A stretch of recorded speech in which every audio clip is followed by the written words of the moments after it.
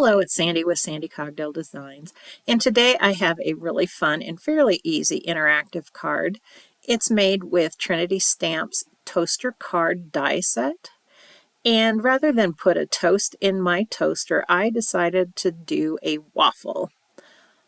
My kids, I hate to say it, I'm probably a bad mom, but grew up on Lego waffles when I was working and just had to get out the door. It was the quickest thing to serve. Anyway, if you like this video, go ahead and give me a thumbs up. You can subscribe. Follow me on Instagram at Sandy Cogdell or on my blog, www.sandycogdelldesigns. Let's get started. To start out, I've cut out the inside part of the toaster. I've used a light blue color, and then I'm going to go in with a little bit of broken china distress oxide ink and just hit those edges. I like to do that just to kind of soften that edge and give the toaster a little bit more dimension. I'm going to do the same thing to the outside of the toaster. This time I'm using hickory smoke, and I'm just going around those outside edges, being really careful at the top because that's kind of fragile right there where the die cut actually cuts out that opening. And then I don't want to forget the opening that's cut out. I'm going to use that also later in the card, and I wanted to give that a little bit of ink also. Now that I have both of those inked, I'm going to glue on the base of the toaster. I used a dark gray for that. I guess you could use a black. I just felt that would be a little bit too harsh. I used liquid glue to put that on. And then the inside of the toaster, the blue piece, I'm going to use double stick adhesive to place that on my toaster. Then I'm going to be ready to start applying my letters. Now it's time to make my waffle card. I'm going to take a strip of cardstock that is 4 inches by 8.5. I'm going to use my score buddy, and I'm going to score that paper at 4 inches. Then I'll go ahead and fold that and give it a good press with my bone folder. And then I'm going to take the circle die, and I'm going to place it just a little bit off the left edge where the crease is and run that through my die cut machine. That is going to create the little card that I'm going to put my actual ink blended waffle on. Next, I'm going to cut out a circle from a cream colored cardstock. I'm actually using the die Clean Cut Circles Set A from Trinity Stamps. And I'm going to use the waffle layer die from Trinity Stamps also. I'm going to place my stencil just over that circle, and I want to kind of center that. It's not going to fit because the circle on the stencil is much bigger, but I wanted it to still be somewhat even. So I'll go ahead and get that placed on my work surface over my cardstock, and then I'm going to go in with just a real light coating of tea-dye Distress Oxide ink and lightly go over all of those little squares. Now I'm going to take the next layer of my stencil, and I'm going to place that over the little squares on my waffle. These are my what I call waffle wells, and they just give a nice dimension to that waffle pattern. I'm going to get that placed. I'll go ahead and anchor it down with my little magnets, and then I'm going to use Rusty Hinge Distress Oxide ink to lightly go over those openings. To add just a little bit more dimension to my waffle and to soften up that edge, I'm going to use the Rusty Hinge just to lightly go around that outside edge of the circle. I think it gives it just a nice little texture. And again, you don't have to be too careful on your ink blending because toasts never come out perfect. No waffle is complete without a little bit of syrup on it. So I'm going to take the stencil from that set that has the waffle cut out, And I'm going to place that over my waffle. I'm going to use Gathered Twigs Distress Oxide ink, and I'm going to go over my waffle. I'm not going to go over really heavy because I still want the waffle part to show through to kind of give a transparent look. Once we get that done, then we're going to start working on our little pat of butter. For my little pat of butter, I decided not to try to put it on top of the syrup. I wasn't sure if it was going to cover that well. So I have a piece of scrap cardstock, and I'm going to use the butter shape from the stencil and just ink some mustard seed Distress Oxide ink. And this coat is actually fairly large.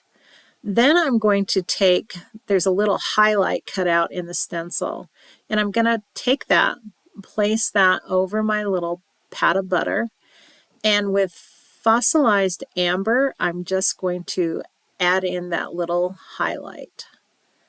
Once I've got that done, I'm going to just go ahead and cut that out along the ink line and glue that on top of my waffle. Now that my waffle is finished, all I have to do is place it on top of the little waffle or the little circle card that I cut out just a little bit ago. I'm going to use liquid glue. I suppose you could use adhesive tape, but I'm kind of a liquid glue girl. Sometimes it gets me into trouble, but I always know that that is not going to peel off or come apart later. I did stamp a sentiment on the inside of my waffle card. You could probably leave that blank if you wanted to, or put in a get well stamp if you wanted to. I just like the sending hugs. I thought it was kind of perfect for a card where you weren't feeling so great. I used Trinity stamps build a banner for my lettering on this. I didn't bother filming that just because it takes quite a while to get that done. So I've got that lettering on there, and I'm going to start attaching the little pieces that just make that toaster a little bit more authentic and extra.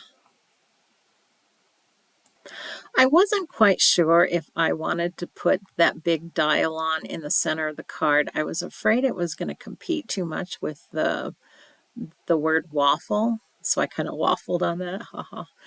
Anyway, I did decide it was going to work just fine, so I'm going to go ahead and put that larger die on this card. I also touched up those edges off camera with a little bit of hickory smoke just to kind of soften that edge. I used Henry's ABCs from Lawn Fawn. I cut them out of a darker blue cardstock, and then I cut out another set of letters from a dark gray, and I just kind of layered them. I like to do that. It gives the letters a little bit of dimension, and it helps them stand out just a little bit better. Now, when I go to do larger letters, especially if I'm wanting to make sure that they're straight, I use my work surface, the graph line on my work surface, to line up those letters as best I can.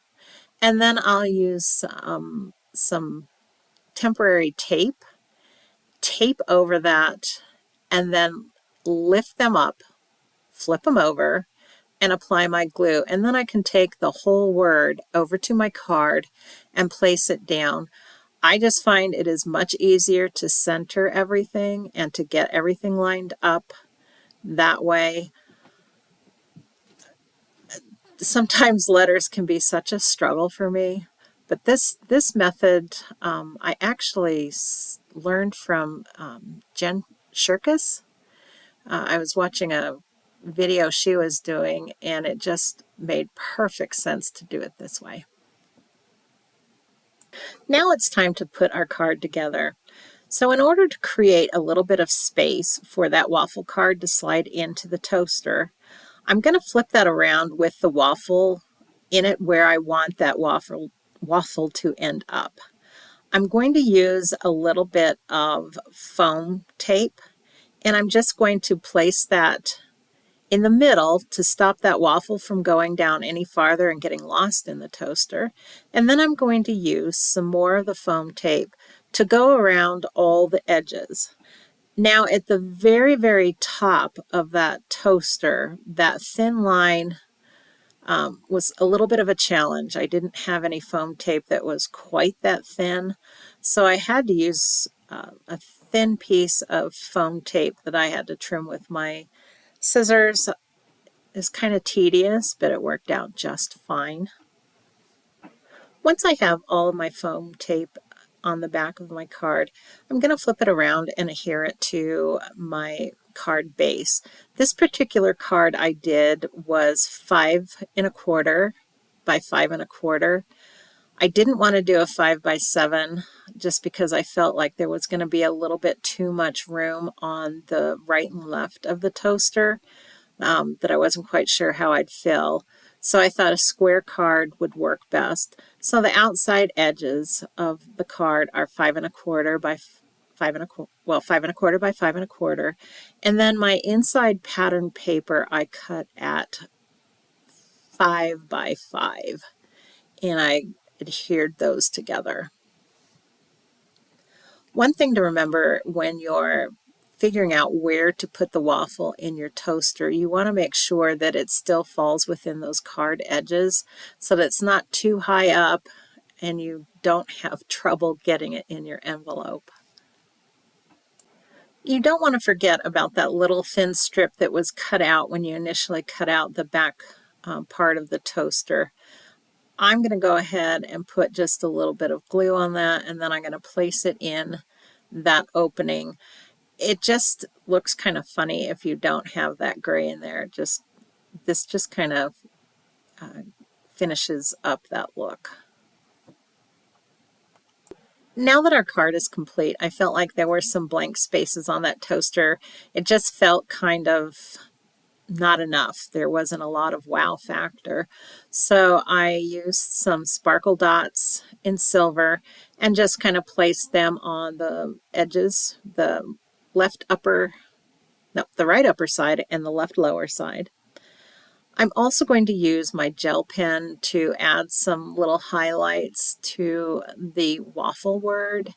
And then I drew in some little X's and some little stars on the left upper side and the right lower side with my gel pen, just to add a little bit more, but not more sparkle, if that makes any sense at all.